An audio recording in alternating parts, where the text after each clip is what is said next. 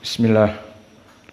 Alhamdulillah wassalatu wassalamu ala Rasulillah wa ala alihi wa sahbihi wa man walah.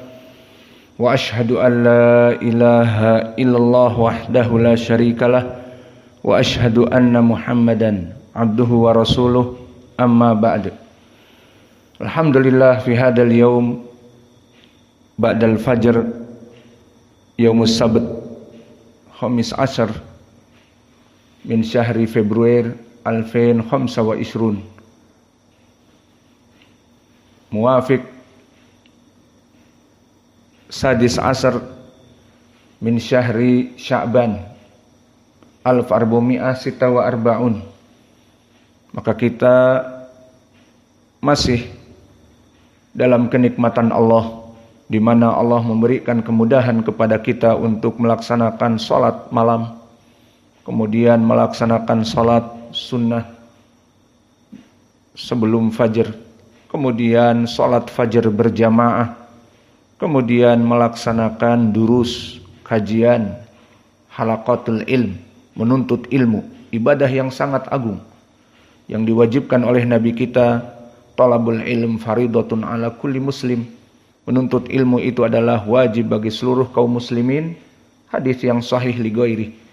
Dan di hadis yang lain dari berbagai sahabat, termasuk 5 sahabat, berkata Nabi kita, idza marartum biriyadil jannah farta'u, jika kalian melewati taman-taman surga maka singgahlah.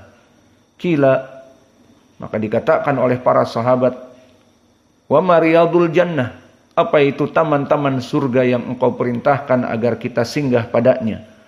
Qala Rasulullah sallallahu alaihi wa ala alihi wasallam, hilakuz dzikr, dia adalah lingkaran-lingkaran menuntut ilmu.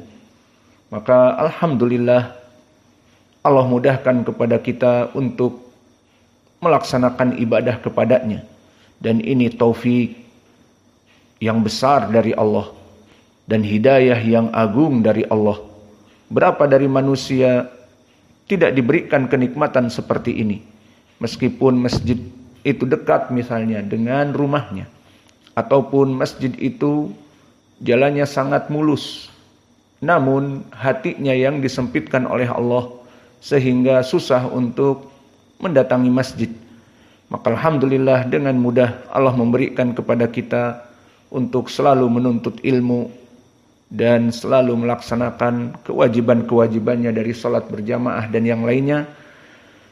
Maka kita harus mensyukuri ini dan berdoa kepada Allah agar Allah memudahkan kepada kita dari amal-amal ini sesuai hadis yang diriwayatkan oleh Imam Abi Daud dari Mu'ad ibnu Jabal, di mana Nabi mengatakan kepadanya, berkata Rasulullah sallallahu alaihi wa ala alihi wasallam, la tada' min kulli duburi minas shalah, maka janganlah engkau tinggalkan kalimat yang engkau laksanakan di akhir dari salat kalian, di sujud terakhir atau tasyahud terakhir. Apa itu? Allahumma a'inni ala dzikrika wa syukrika wa husni ibadatik. Maka berdoalah di penghujung salat-salat kalian, Allahumma a'inni ala dzikrika, wahai Allah bantulah aku untuk selalu mengingatmu, berzikir kepadamu. Allahumma a'inni ala dzikrika wa syukrika, dan bersyukur atas kenikmatanmu, wa husni ibadatik, dan berbuat kemudahan dalam melaksanakan ibadah kepadamu. Maka sepantasnya bagi para tulabul ilm untuk selalu berdoa seperti ini, sehingga lihat bagaimana Allah memudahkan bagi kita. Setiap hari kita melaksanakan salat berjamaah, menghidupkan sunnah-sunnah rawatib dengan mudah, dan menuntut ilmu dengan mudah. Maka ini adalah kenikmatan dari Allah atas kita yang wajib untuk kalian syukuri. Jika kalian tidak mensyukurinya, wahai para penuntut ilmu, maka kalian akan diharamkan darinya dan kalian akan berdosa. La in syakartum la azidannakum wa la in kafartum inna adzabi lasyadid. Maka jika kalian bersyukur, Allah akan menambah kenikmatan over and over again. Namun jika kalian dalam keadaan kufur atas nikmat, tunggulah adab Allah yang perih dan pedih. Dan kufur nikmah min asbab zawalin nikmah.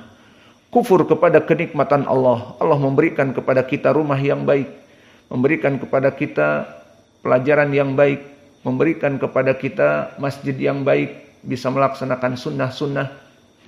Maka jika kita kufur, Allah mengeluarkan kita dari rumah kita, Allah mengeluarkan kita dari masjid ini, dan Allah akan mengeluarkan kalian dari menuntut ilmu. Maka kalian akan pulang dalam keadaan tidak menjadi penuntut ilmu lagi.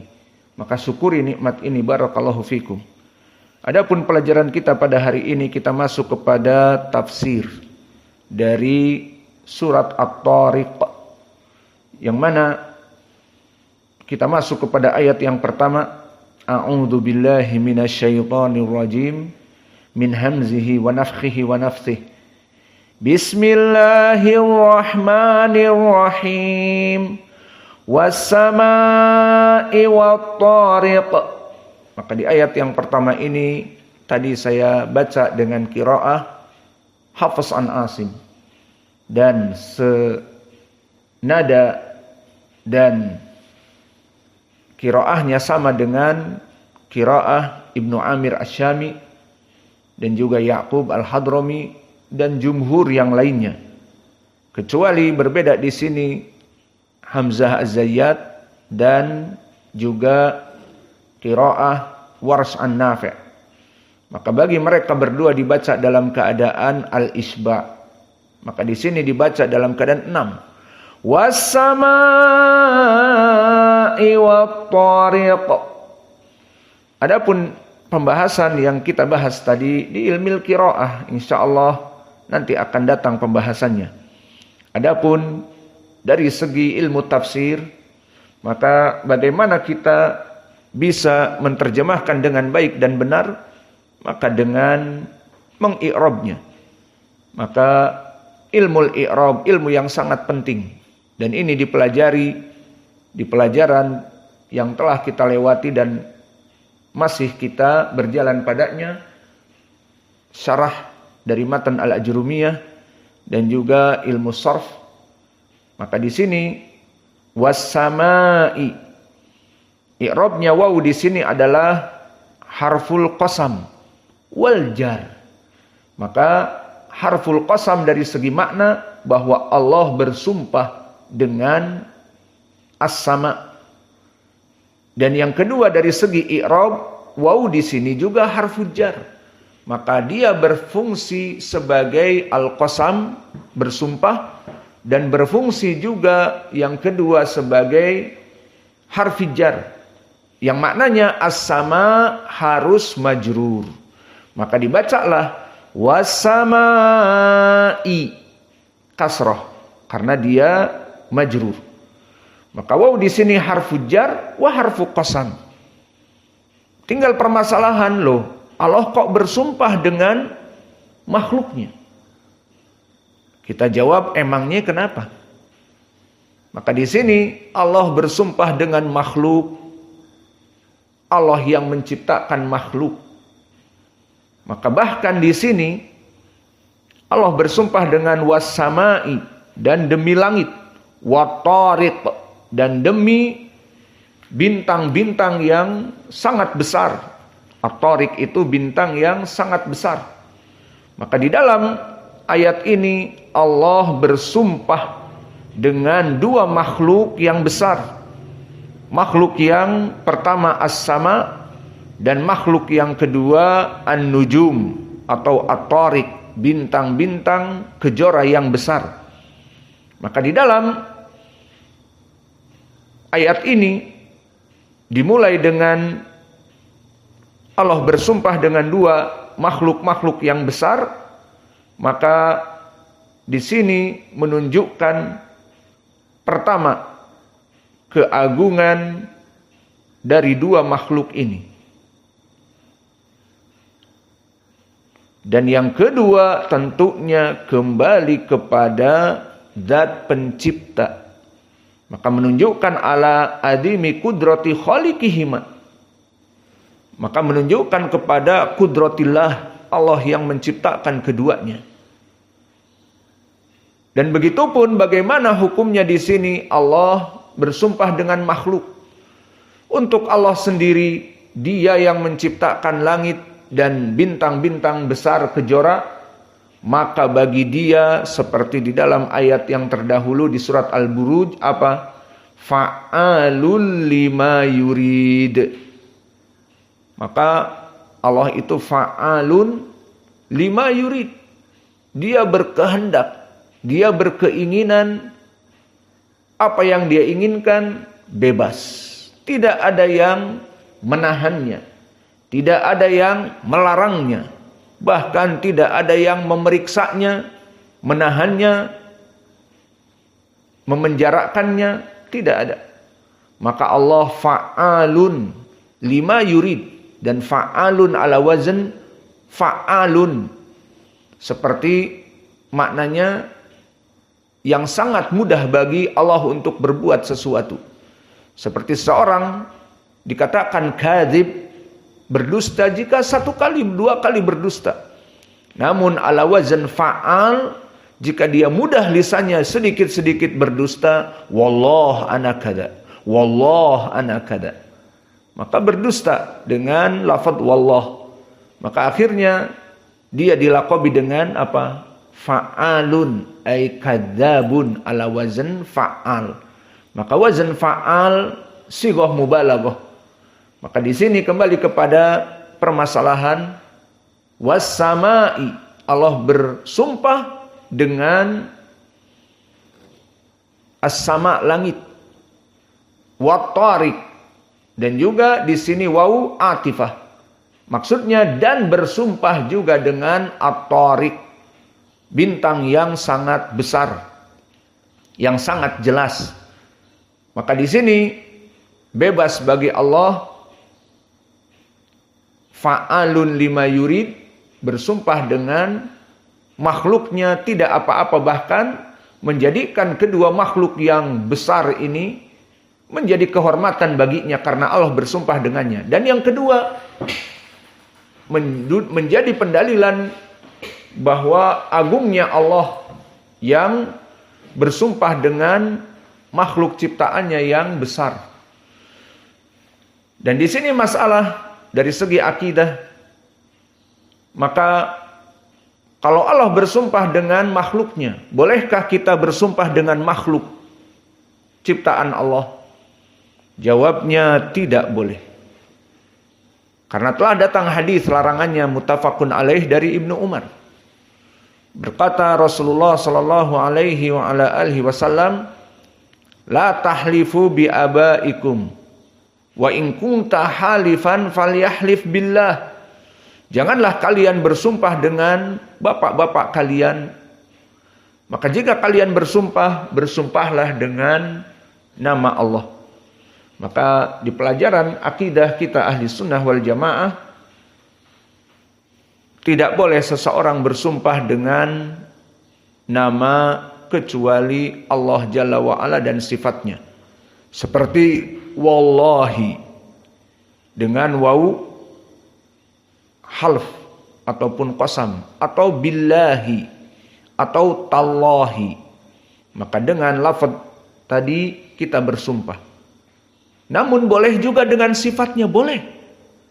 Seperti banyak di dalam hadis, billadhi ruhi biyadih, atau aksimu birabbin nas, au aksimu billadhi la ilaha illahu, atau aksimu billadhi nafsi biyadih. Maka di sini boleh semuanya. Karena dari sifat Allah dia Rabb. Aksimu bi rabbin nas, aksimu bi rabbil Ka'bah. Aku bersumpah dengan pemilik yang membuat dan menjaga Al-Ka'bah dan manusia, boleh. Atau tadi aksimu billadzi la ilaha illahu. Aku bersumpah dengan Allah yang tidak ada zat selain daripada Dia, yang patut untuk disembah kecuali dari Dia. Dan juga aqsimu billadzi la ilaha, atau aqsimu billahi alladzi nafsi biyadihi. Aku bersumpah kepada yang jiwaku di tangannya. Maka ini semuanya sifat dan boleh juga nama Allah, seperti War-Rahman, War-Rahim, boleh. Seperti Wallah. Adapun makhluk bersumpah dengan nama Allah, itulah yang diinginkan di dalam tauhid. Dan makhluk tidak boleh bersumpah dengan makhluk ciptaan Allah. Kenapa? Karena tadi bahwa yang disumpahkan itu maknanya pengagungan yang sangat besar. Lalu berarti di sini Allah mengagungkan langit dan mengagungkan at-Thariq. Jawabnya iya. Allah mengagungkan, berarti syirik. Kif syirik? Allah yang menjadikan langit dan menjadikan bintang-bintang kejora yang besar. Allah yang menciptakannya. Lalu jika Allah bersumpah dengannya, maka tidak ada kesyirikan padanya. Syirik itu jika kita yang malah bersumpah dengan makhluk, dinamakan syirkul asghar, dan dosa besar. Maka inilah akidah ahli sunnah wal jamaah. Sehingga di sini Allah bersumpah was-sama'i. Wawunya waw qasam dan yufidu al-jar, memberikan faidah mengkasrohkan ism yang datang setelahnya menjadi was-sama'i, bukan was-sama'u dan was-sama'a. Dan juga wat-tariq, maka waw yang keduanya harfu atf mabni alal fathah, berarti dan juga. Nah, kalau dia itu harfu atf, berarti at-tariqi di sini sama seperti as-sama. Dia dalam keadaan tersumpah juga. Allah bersumpah dengannya. Maka wat-tariqi majrur seperti as-sama'i karena dia ma'tuf kepada as-sama. Maka perhatian di sini, ma'tuf di sini kedua bersamaan. Ma'tuf kepada as-sama mempunyai persamaan dari dua perkara. Pertama, maksumun, bahwa dia at-Thariq ini Allah bersumpah juga. Dan yang kedua, majrurun, dalam keadaan majrur dari segi ilmi nahwi. Maka was-sama'i wat-tariqi, keduanya sama. Allah bersumpah dengan dua makhluk ini dan keduanya majrur dengan harfi jar. Adapun dari segi makna, apa itu as-sama, apa itu wat-tariq, maka telah datang dari Ibnu Abbas, was-sama'i wat-tariq qala as-sama wa ma yatruku fiha.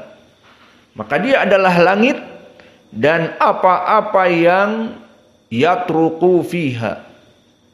Makna yatruku di sini yang meneranginya, yang menerangi langit tersebut di dalamnya dengan bintang-bintang kejora yang besar.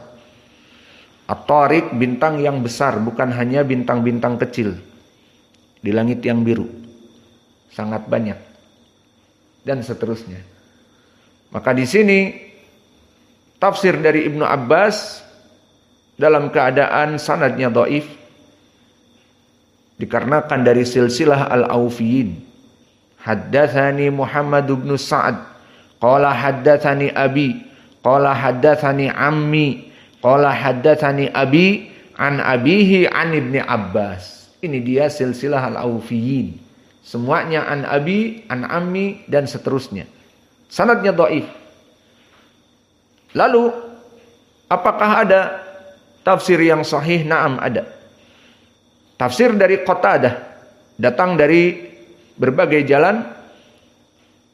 Pertama, jalan yang ma'ruf dari Bishr ibnu Mu'ad, haddatsana Yazid, Haddatsana Sa'id an Qatadah. Saya ingin tahu siapa nama-nama di sini. Muhammad yastati', man huwa Bishr, man huwa Yazid, man huwa Sa'id, wa man Qatadah. Haddatsana Bishr, man Bishr?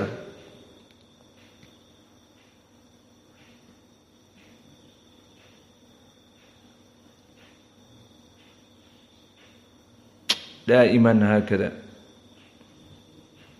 Setiap kita pakai alatnya rusak. Setiap kita pakai tidak siap alatnya. Allahul musta'an.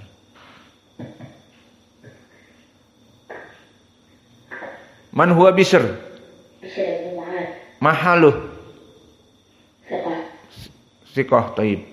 Haddatsana Yazid. Siapa Yazid? Yazid ibn Zurai. Mahaluh? Siqah. Imam.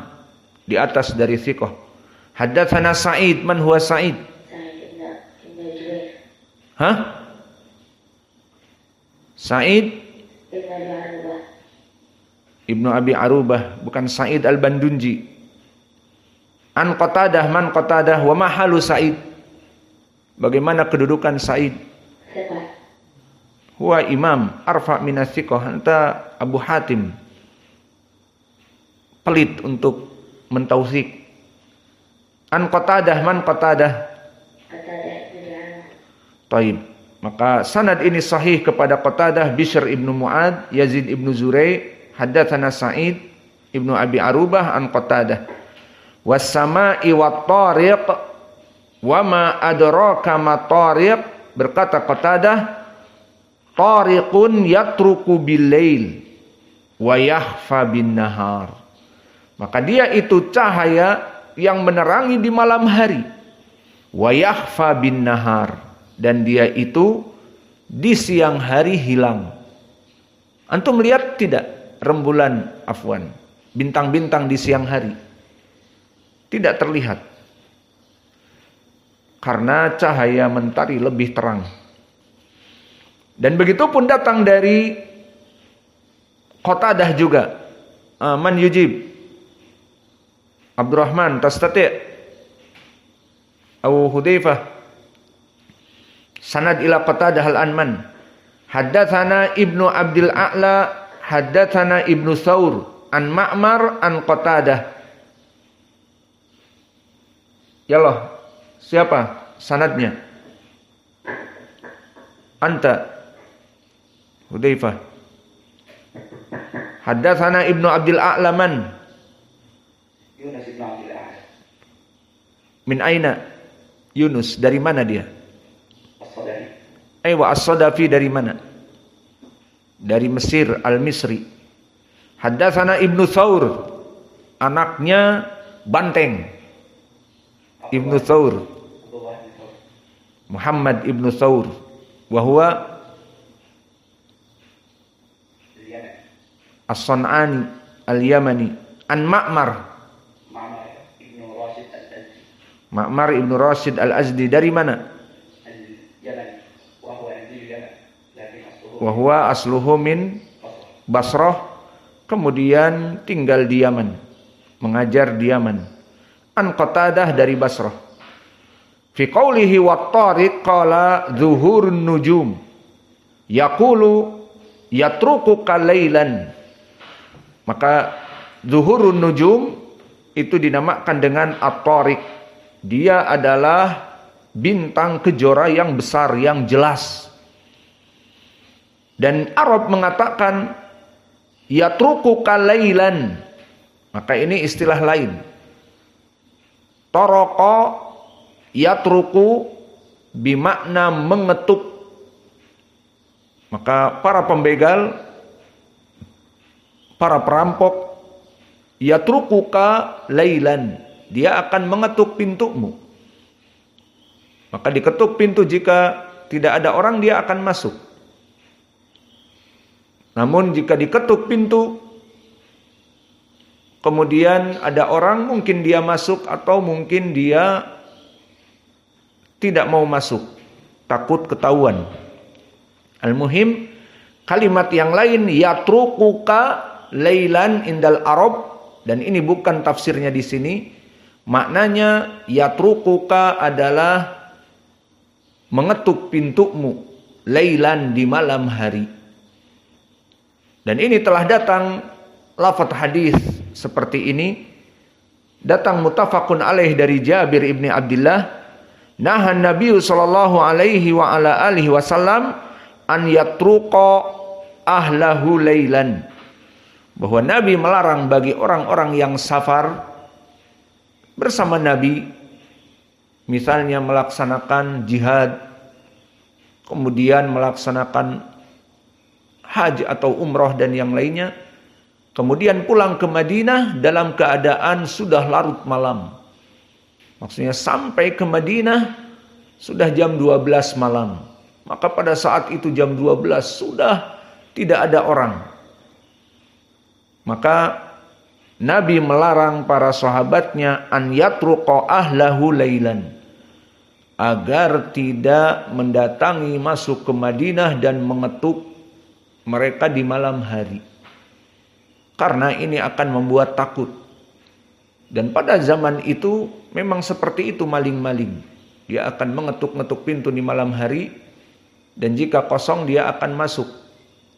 Maka Nabi melarang, naha Nabi sallallahu alaihi wasallam an yatruqa ahlahu lailan. Tidak boleh seseorang yang pulang dari luar Madinah kemudian masuk ke Madinah dalam keadaan di malam hari. Lalu bagaimana? Ya tinggal di luar, di tempat itu, jangan masuk kecuali setelah fajar. Dan itu lebih baik, agar istri-istrinya sudah siap berdandan dan siap menyiapkan futur. Tapi kalau malam-malam bangun dalam keadaan dia bangunnya selalu ngiler. Tahu ngiler? Bahasa Inggris itu ngiler ya. Killer, kicker, ngiler. Maka ngiler, kebayang malam-malam jam 12, kemudian pulang istrinya lagi tidur pulas-pulasnya, maka ngiler, kemudian bau, kemudian tidak berdandan, rambutnya acak-acakan, pas dibuka pintu kayak kuntilanak. Kan lebih baik tinggal dulu di luar. Setelah fajar didapati istrinya sudah mempercantik diri dan siap membuat adonan kue, roti untuk sarapan. Itu sarapannya orang Arab. Kalau sarapan kalian apa? Nasi goreng.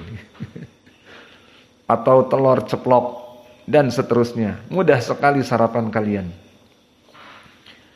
Maka di dalam hadis ini fi sahihain an Jabir, makna dari toroko yakni memukul pintu.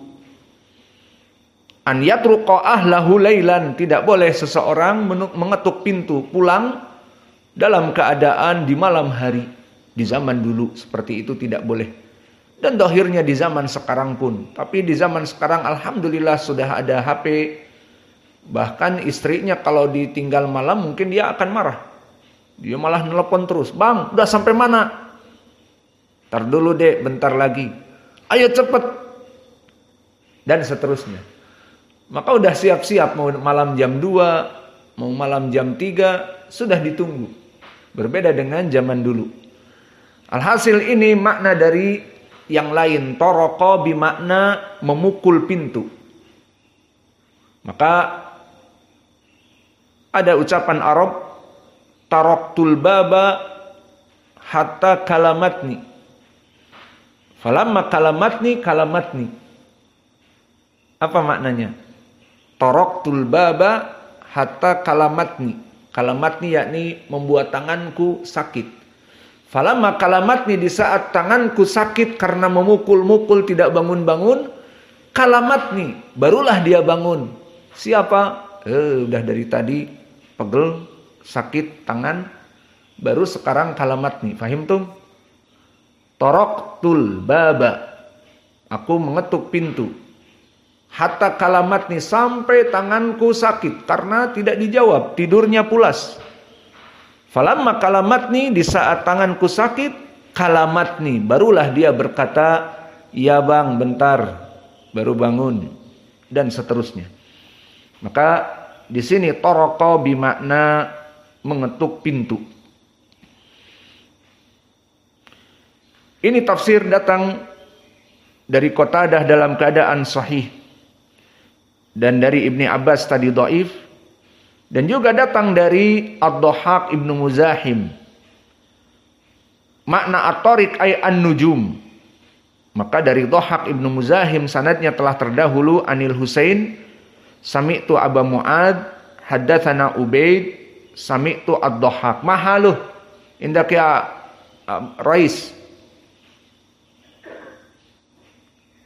Mahaluh qad madha ma'ana, sudah lewat. Malak ya Rais, hada qad madha ma'ana tariq min Dhahhak man. Diulangi sanadnya. Anil Husain qala sami'tu Aba Mu'ad yaqulu haddatsana Ubaid sami'tu Ad-Dhahhak fi qoulihi ta'ala at-tariq ay an-nujum. Mahaluh mahaluh dhaif. Kenapa dhaif? Allahul musta'an. Abu Mu'ad di sini majhul.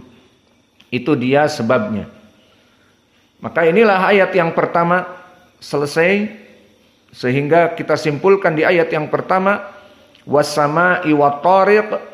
Di dalam ayat yang pertama ini kita artikan demi langit dan demi bintang-bintang yang besar.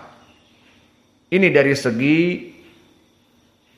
makna dari hasil i'rab, dan dari segi tafsir dari salaf telah datang dari Ibnu Abbas yang semuanya sama. As-sama'u wa ma yatruku fiha, dan langit beserta yang bercahaya dari bintang-bintang. Dari Ibnu Abbas sanadnya dhaif, dan dari Dhahhak Ibnu Muzahim sanadnya juga dhaif karena ada Abu Mu'ad. Maka cukup yang sahih datang dari Qatadah dari dua jalan. Maka berkata Qatadah zuhurun nujum, bahwa dia adalah was-sama'i wat-tariq. Makna tariq adalah bintang kejora yang besar. Tariqun yatruku bil-lail wa yakhfa bin-nahar. Dan tariq maknanya bintang yang besar ini menjadi penunjuk jalan di malam hari, jelas di langit, maka di siang hari hilang. Maka orang-orang terdahulu berbeda dengan di zaman now. Orang-orang terdahulu dengan kekurangan yang ada pada mereka dari teknologi yang ada, maka mereka menggunakan alam-alam raya ini sebagai tanda-tanda, sebagai alat navigasi dan yang lainnya, seperti di zaman now juga. Namun di zaman now sudah mempunyai alat-alat yang lebih canggih. Maka orang-orang zaman dulu melihat kepada an-nujum ataupun at-tariq, oh ini arah ke utara, ini ke selatan, perjalanan kita membelakangi bintang tersebut, dan bintang ini nanti akan datang di pertengahan bulan di arah sebelah sana, dan seterusnya. Maka mereka mengetahui dan memanfaatkannya, sehingga di sini pun orang-orang di zaman dulu memanfaatkan at-tariq adalah an-nujum al-kabir, an-najmu al-kabir, bintang kejora, dan nanti akan ditafsirkan di tafsir ayat yang telah datang, yang akan datang. Maka kita masuk kepada ayat yang kedua dan ketiga. Wa ma adraka mat-tariq an-najmus saqib. Ini qiraah Hafiz an Asim tentunya. Adapun qiraah yang lain seperti qiraah Hamzah, wa ma adraka mat-tariq an-najmus saqib. Dan ini pembahasannya di ilmu qiraah. Adapun dari segi makna, kita masuk kepada i'rab. Wa ma, maka waw di sini harfu i'tirab, dan ma ismun istifham mabni ala sukun karena dia ism menduduki tempat. Apa tempatnya? Ism di awal telah kita lewati di ilmu nahwi. Illah maknawiyah apa? Mubtada dengan hamzah, bukan dengan ain. Mubtadi'. Kalau dengan ain jadi mubtadi'. Tapi di sini mubtada maknanya ism di awal jumlah. Wa ma adraka fi'lun madi mabni 'alal fathah al-muqaddarah dari adra. Berarti dia fathahnya muqaddarah. Mana amin duhuriha at-ta'adzur.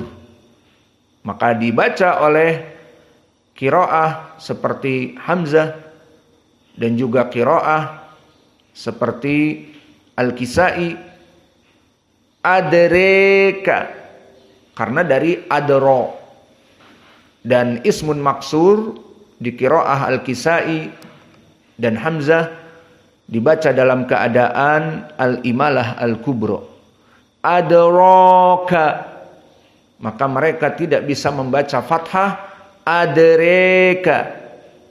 Maka al-Arab sebagian tidak bisa membaca adro, bisanya adre. Maka adraka, adreka, dan berkata misalnya hal tadri an kada, la adri. Ini sebagian lugah Arab seperti jumhur. Maka Al-Kisai dan juga Hamzah Az-Zayyat mewakili dari Arab yang tidak bisa mengatakan adri. Lalu apa? Adre. La adre, la adri. Maka di sini adraka, adra dalam keadaan fi'lun madi mabni 'alal fathah al-muqaddarah. Adre ka, adraka, wal kaf lil mukhatab. Dan domir muttasil mabni 'alal fathah fi mahallin nasb maf'ulun bih. Wa ma adraka, dan ma yang kedua ismun istifham mabni 'ala sukun fi mahalli rafa kadalik mubtada. Mubaqiya ainal fa'il dari adraka, wal fa'il domir mustatir takdiruhu huwa. Maka jumlah adraka fi'il madi dan fa'ilnya dan maf'ulun bih adraka, maka dia dalam keadaan fi mahalli rafa khobar dari ma. Ma ismun istifham. Wa ma adraka ma tariq. Ma ismun istifham juga mabni 'ala sukun fi mahalli rafa mubtada. Dan at-tariq dalam keadaan marfu, at-tariqu khobar dari ma mubtada. Wa alamatu raf'ihi ad-dhammah adh-dhahirah 'ala akhirih. Maka di sini waw dinamakan harfu i'tirab. Wa ma adraka ma at-tariq. Maka di sini maknanya ingin menjelaskan kalimat yang sebelumnya, di mana Allah bersumpah was-sama'i wat-tariq, ingin menjelaskan, tahu kamu apa itu at-tariq. Maka wama, waw di sini huruf i'tirab. Tidaklah kamu ingin mengetahui apa itu wama adraka. Adraka mengetahui bagi kamu itu ma at-tariq. Apa itu at-tariq? Maka apakah kamu ingin mengetahui ma-tariq? Apa itu at-tariq? Apa itu bintang yang besar? Nanti dijawab. An-najmu tsaqib. Maka an-najmu kenapa marfu i'rabnya di sini badal? badal dari at-tariq. Karena ini jawaban. Tahukah kamu apa itu mat-tariq? Apa itu at-tariq? An-najmu as-sakibu. Maka an-najmu kenapa marfu? Karena dia badal dari tariq, mengganti jabatan tariq. An-najmu, tariq itu an-najmu, maka at-tariq digantikan dengan bintang. An-najmu, dia adalah bintang. Jadi at-tariq itu bintang. At-tariq di sini adalah badal untuk najm. As-sakib juga marfu karena sifat atau na'at dari an-najmu. Maka as-sakib ditafsirkan atau diterjemahkan di sini dengan as-sakib yang merupakan bintang kejora yang bercahaya. Maka dia sifat dari an-najmu. Maka faham sekarang an-najmu sakib maknanya dia bintang kejora yang besar. Bintang yang memberikan cahaya yang lebih daripada bintang-bintang kecil yang lainnya. Maka an-najmu as-sakibu, an-najmu badal untuk at-tariq, pengganti at-tariq, dan as-sakibu dia sifat mempunyai cahaya yang besar untuk an-najmu. Maka bisa kita artikan dari i'rab ini, wama adraka mat-tariq, maka apakah kamu mengetahui mat-tariqu, apa itu at-tariq? Dijawab an-najmu sakib. An-najmu badal, bahwa at-tariq itu an-najmu, dia bintang, as-sakibu yang bercahaya besar, bintang kejora. Maka ini dari segi i'rab, itu maknanya. Dan kita butuh sekarang kepada tafsir dari salaf, dan tentunya dengan sanad yang sahih. Maka kenikmatan bagi kita yang Allah berikan kepada kita ilmu hadis, mengetahui sanad, mengetahui rijal, maka bersyukurlah kalian belajar di sini. Tadi kalian bisa menjelaskan sanad-sanad dan menghukumi, itu kenikmatan yang besar. Maka kalian belajar tafsir di sini juga dengan sanad-sanad yang sahih. Alhamdulillah wa nuskur rabbana. Maka telah datang tafsir dari Ibnu Abbas tentang an-najmu tsaqib. Maka tafsir Ibnu Abbas kedudukannya bagaimana di sini? Siapa yang mau jawab? Lihat. Siapa tadi yang belum jawab? Abdurrahman. Sudah menjawab. Taib. Mahalu hadas sanad. Datang dari Ibnu Abbas. Haddatsani Ali. Haddatsani Abu Saleh. Haddatsani Muawiyah an Ali an Ibni Abbas. Ada daiman ma'ana. Mahaluh. Yani mahaluh awalan. Apa kedudukannya? Dhaif. Pertama penyakitnya Abu Saleh. Laisa Saleh. Abu Saleh Katibul Laits. Dulu penulisnya Laits Ibnu Sa'ad. Namun mempunyai tetangga yang buruk.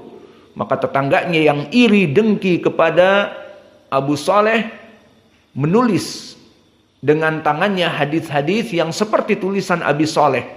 Kemudian melempar tulisan itu ke rumah Abu Saleh, atau mungkin ke mejanya Abu Saleh. Maka Abu Saleh mengira itu adalah tulisannya yang tercecer dari kertas-kertas pada zaman itu. Akhirnya dimasukkan oleh Abu Saleh tulisan dari tetangganya yang buruk, yang mana tulisannya ini dari kepala tetangganya. Dibuat sanad sendiri. Hadatsana Laits an fulan an Abi Hurairah qala Rasulullah demikian. Dari kepalanya. Maka akhirnya berapa hadis yang masuk tercecer, dipikirnya kertas-kertas dari punya dia, maka dimasukkan kepada kumpulan hadis Abdullah atau Abu Saleh tadi, Katibul Laits. Akhirnya setelah zaman meninggal Laits Ibnu Sa'ad, Katibul Laits ini yang ditakuti oleh tetangganya, dia akan menjadi marja, menjadi narasumber dari ilmu setelah Laits meninggal. Dan itu kejadian. Maka para ulama berbondong-bondong datang kepada Katibul Laits, karena dia orang yang paling banyak duduk dengan Laits dan mencatat. Dilaqabi dengan Katibul Laits, maknanya sekretaris Laits, tukang menulis kitab-kitab Laits. Akhirnya setelah dia meriwayatkan hadis, didapati hadis-hadis banyak yang aneh. Maka akhirnya Katibul Laits didhaifkan. Bahkan sebagian ulama mengatakan kadzab, pemalsu hadis. Kenapa? Hadis-hadisnya aneh. Dari Laits, dari fulan ini siapa? Laits itu ma'ruf, ulama kibar, mempunyai guru-guru seperti kita belajar kepada guru kita siapa. Begitupun Laits belajar kepada gurunya siapa. Diketahui setiap muhaddisin gurunya siapa. Maka Laits disebutkan gurunya fulan ibnu fulan, tidak diketahui siapa gurunya. Dari fulan ibnu fulan, kemudian dari Abi Hurairah, sahabatnya ma'ruf, dari Umar, dari Anas. Dan lafadznya karangan juga dari tetangganya. Maka akhirnya disebutkan bahwa Katibul Laits pendusta, mendustakan hadis padahal bukan dari dia. Maka yang rajih pada Katibul Laits bukan kadzab, tetapi dhaif. Kenapa dhaifnya? Karena tidak menjaga kitabnya. Maka penyebab dia dhaif tidak menjaga kitabnya. Maka kitabmu itu, wahai Abdurrahman, jika kamu menulis sekarang kemudian kena hujan atau dikencingi sama si Tailong, kucingmu Persia, maka tulisannya menjadi buyar. Kemudian kamu meriwayatkan itu, bisa didhaifkan. Kenapa? Lalai, tidak menjaga dari kitab. Katibul Laits lalai. Akhirnya masuk hadis-hadis palsu. Taib. Hadatsana Abu Saleh. Siapa lagi yang dhaif di sini? Taib. Ali ibnu Abi Talhah. Ibnu Abi Talhah tidak mendengar dari Abbas. Berarti sanadnya apa? Dhaif. Taib. Sekarang ada jalan yang lain dari Ibnu Abbas. Haddatsani Muhammad bin Sa'ad. Haddatsani abi, haddatsani ammi. Qala haddatsani abi an abihi an Ibnu Abbas. Mahaluh sanad ini. Taib. Silsilah al-Aufin. Berarti ada dua jalan. Dua-duanya dhaif. Apa kata Ibnu Abbas? An-najmu tsaqib, yakni an-najmu al-mudhi', bintang yang besar memberikan cahaya. Dan itu jalan Ali an Ibnu Abbas. Jalan dari silsilah al-Aufin, berkata Ibnu Abbas, an-najmu tsaqib hiya al-kawakib al-mudhi'ah. Maka dia adalah bintang-bintang kejora yang memberikan cahaya yang kuat. Nah, sekarang tafsir Ibnu Abbas mahaluh. Bisa kita mengambil di sini maknanya atau tidak? Dari dua jalan tadi. Hasan. Maka hadis ini hasan li ghairi, bisa diambil. Ini yang dari tadi menjawab anak-anak kita, alhamdulillah. Kam umruk ya salah? Kam umruk?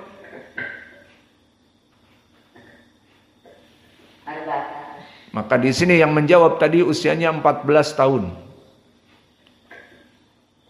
Bisa menjawab bahwa hadis dari Ibnu Abbas ini sanad yang pertama dhaif dengan sebabnya. Katanya Katibul Laits dhaif dan Ali Ibnu Abi Talhah tidak mendengar dari Ibnu Abbas. Jalan yang kedua dhaif. Karena apa? Silsilah al-Aufin. Lalu setelah itu beristimbat dari dua dhaif ini bagaimana bisa diambil atau tidak? Bisa saling menguatkan menjadi hasan li ghairi. Nikmah minallah atas ilmu seperti ini. Ini permasalahannya tafsir Al-Quran, ucapan Allah. Siapa yang mentafsirkan? Tidak tanggung-tanggung Ibnu Abbas, seorang sahabi yang paling mutkin dari permasalahan Al-Quran sesuai doa Nabi yang muttafaqun alaih. Di saat Nabi merangkul dan memeluk dari sepupunya, Allahumma faqihhu fiddin wa alimhu ta'wil. Di mana Nabi merangkul Ibnu Abbas dan mendoakan, wahai Allah, Jadikanlah Ibnu Abbas alim ulama dan ahli tafsir. Maka dia spesialis, profesionalis dari ilmu tafsir. Dan di sini alhamdulillah saudara-saudara kita, santri-santri kita mengetahui ini sanadnya sahih, ini sanadnya dhaif. Ini juga nikmat dari Allah. Maka wajib bagi kalian untuk bersyukur wahai para santri, karena Allah memberikan kepada kita ini ilmu yang sangat mulia. Maka berkata Imam An-Nawawi, ilmul hadis min asyrafil ulum. Ilmul hadis, ilmu rijal adalah ilmu yang paling mulia. Karena jika kita kembali kepada pelajaran akidah, kembali kepada pelajaran fikih, kembali kepada pelajaran usul fikih dan yang lainnya, semuanya butuh kepada as-sanad. Butuh kepada ilmu rijal. Maka kita bisa menghukumi ini sahih, ini dhaif. Alhamdulillah. Selesai dari tafsir Ibnu Abbas yang dia bisa diambil dari dua riwayat tadi, semuanya maknanya sama. An-Najmu Tsaqib adalah al-kawakib al-mudi'ah. Dia bintang-bintang kejora yang besar yang memberikan cahaya di malam hari. Kemudian datang dari jalan yang lain dari Ikrimah. Maka jalan dari Ikrimah, siapa yang mau jawab? Atau sanad ini baru? Dari Ikrimah berkata, An-Najmu Tsaqib qala alladhi yutsaqib. Di mana dia yang memberikan cahaya. As-Tsaqib maknanya memberikan cahaya. Alladhi yutsaqib. Maka ucapan Ikrimah pun sama tafsirnya seperti Ibnu Abbas. Makna dari An-Najmu Tsaqib adalah bintang-bintang kejora yang yutsaqib. Maknanya yang memberikan cahaya yang besar. Ucapan Ikrimah ini, dan Ikrimah siapa? Muridnya Ibnu Abbas. Maka jika sahih sanadnya sangat baik sekali kita ambil. Maka sanadnya dikeluarkan oleh Imam At-Tabari, haddatsana Ibnu Humaid. Qala haddatsana Yahya Ibnu Wadih. Tulis, qala haddatsana Al-Husain an Yazid an Ikrimah. Maka mahalu hadas sanad wallahu a'lam, sanadnya hasan. Karena Yahya Ibnu Wadih dia adalah dari Irak dan dia hidup di Tabaqah yang ke-9. Dan Yahya Ibnu Wadih di sini dalam keadaan thiqah. Berkata Abu Hatim, thiqatun fil hadis. Dithiqahkan juga oleh Imam Ahmad. Dan dithiqahkan juga oleh Imam Ibnu Ma'in. Dan dithiqahkan oleh An-Nasa'i. Dan dithiqahkan oleh Muhammad Ibnu Sa'ad. Maka dithiqahkan oleh para ulama. Dari rawi tadi. Siapa? Yahya Ibnu Wadih. Catat semua ini. Dan dihafal.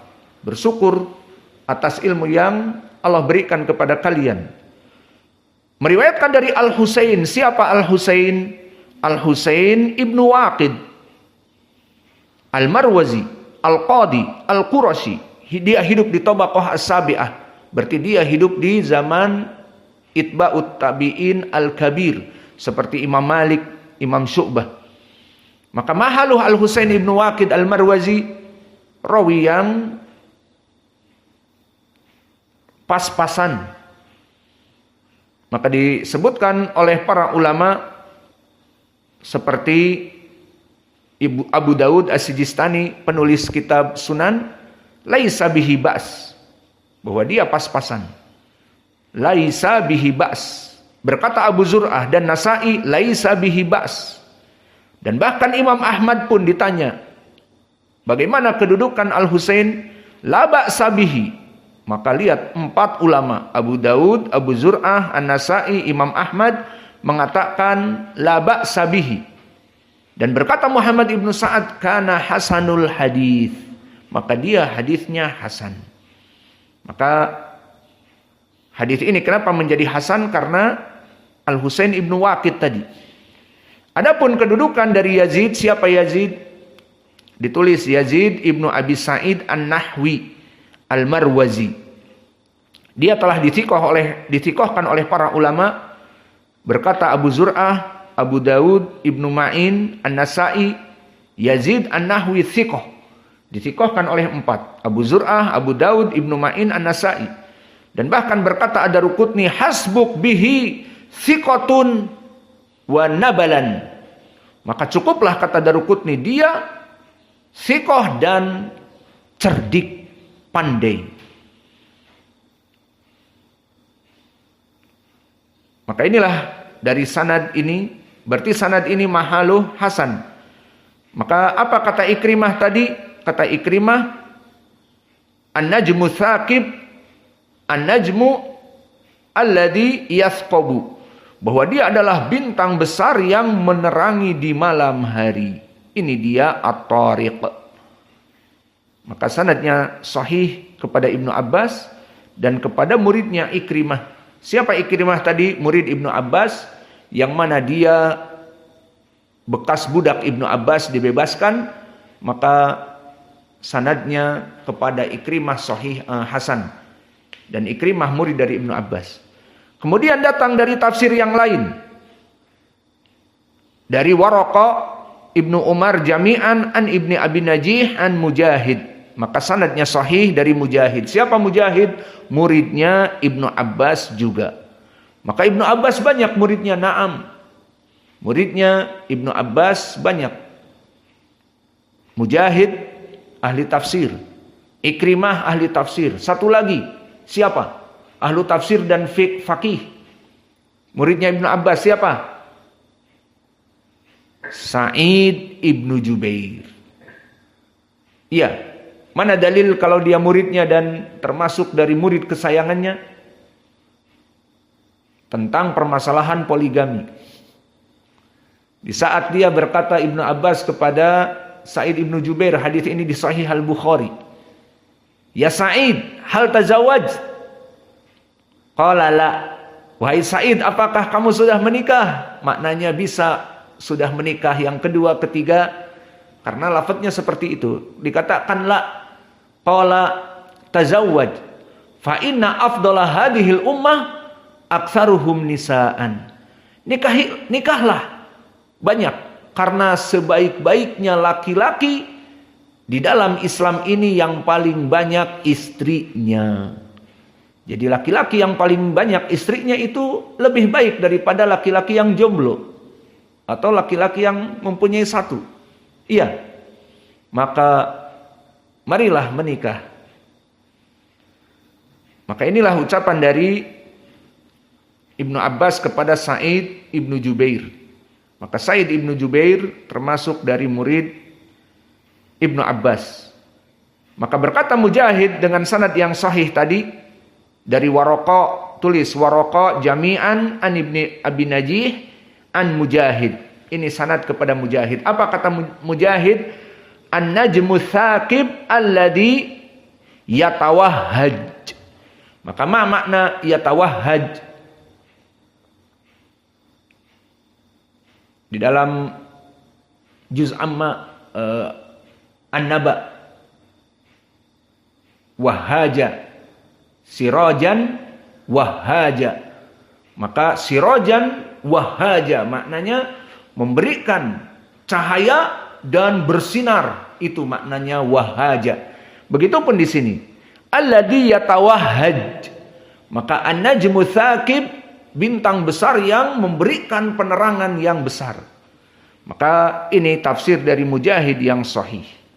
Dan telah datang juga tafsir dari Qatadah dari jalan Bishr ibnu Mu'ad, hadatsana Yazid, hadatsana Sa'id an Qatadah. Makna as-saqib adalah suqubuhu aidauhu. Maka an-najmu saqib maknanya suqubuhu aidauhu, yang memberikan cahaya yang besar. Ini ucapan Qatadah dengan sanad yang sahih tadi. Dan juga hadatsana Ibnu Abdul A'la, hadatsana Ibnu Tsaur an Ma'mar an Qatadah. An-najmu saqib ay al-mudi, yang memberikan cahaya. Maka ini tafsir Qatadah telah kalian hafal. Dan juga tafsir yang terakhir, tafsir dari Abdurrahman ibnu Zaid ibnu Aslam. Maka kita tanya, karena sering terulang. Aina Sinaga? Ucok. Orang Batak. Mahalu hadas sanad. Haddatsani Yunus. Akhbarana Ibnu Wahab. Qala Ibnu Zaid. Siapa? Yunus. Yunus ibn Abi A'la. Min aina huwa? Dari mana dia? Mesir. Dari Mesir. Akhbarana Ibnu Wahab. Dari mana? Siapa dia? Abdullah bin Wahab. Dari mana?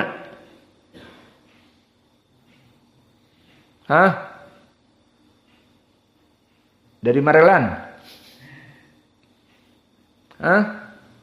Dari Mesir juga. Sama seperti As-Sadafi, maka Ibnu Wahab ma'ruf al-Misri. Apakah mereka berdua suka martabak Mesir? Iya. Atau martabak Kubang? Belum ada dulu mungkin. Martabak Mesir. Al-Muhim Yunus dan Abdullah Ibnu Wahab, keduanya imam muhaddits dari Mesir. Qala Ibnu Zaid. Siapa Ibnu Zaid? Taib, Abdurrahman ibnu Zaid ibnu Aslam. Mahaluh? Sahih. Sahih apa dhaif? Di ilmu hadis dhaif. Di ilmu tafsir sekarang imam ahli tafsir. Maka apa yang dia katakan? Berarti sanadnya apa di sini? Sanad ini sahih apa dhaif? Sahih. Mana suara kau ya naga? Sahih. Namanya aja besar. Maka An-Najmu Tsaqib, kata Abdurrahman ibnu Zaid ibnu Aslam, kanat al-Arab tusammi atharaya an-najm wa yuqal inna thaqiba an-najmu alladhi yuqalu lahu az-zuhal. Maka Arab dulu menyebutkannya bintang-bintang kejora itu dengan as-suraya. As-suraya an-najm, bintang kejora. Itulah. Maka tafsir ini tafsir yang sahih, maka ini yang diinginkan dengan An-Najmu Tsaqib. Ayo, siapa yang bisa menyebutkan sanad-sanad yang sahih yang mentafsirkan An-Najmu Tsaqib adalah bintang kejora yang cahayanya sangat kuat dan menerangi orang-orang yang berjalan di malam hari atau paling sedikit memberikan penerangan. Tafsir siapa yang sahih? Siapa? Mana mikrofon? Indak ya Sufyan, orang Lubuk Linggau. Dari siapa saja yang sahih? Pertama, dari Ikrimah, dari Mujahid, terus dari Qatadah, dari Ibnu Zaid. siapa Ibnu Zaid? Abdurrahman bin Zaid bin Aslam. Terus Ikrimah oleh Abbas. halas, telah disebutkan. Terus kau tinggalkan yang paling kuat, Ibnu Abbas, sahabat. Itu malah kau tinggalkan. Dia asas dari segalanya. Maka alhamdulillah telah selesai dari tafsir ayat pertama sampai kepada ayat yang ketiga. Sekarang masuk ke ayat yang keempat atau cukup? Cukup. Mau masuk ke ilmu qiraah atau cukup? Qiraah. Masih mau ilmu qiraah? Kita baru belajar berapa menit? Kayaknya 20 menit kita belajar ya. Iya, tambah lagi 20 menit lagi. Atau cukup? Kita udah belajar berapa menit, ikhwah? Mana mikrofon? 1 jam lebih. Serasa 20 menit. Tambah lagi apa? 20 menit lagi. Jadi 1 jam lagi berarti. Allahul musta'an. Tidak mau. Qiraah. Ayo tambah. Gimana kalian ini malas? Tambah lagi. Atau sudah cukup? Sudah cukup? Ini kita udah siap nih kiroahnya nih.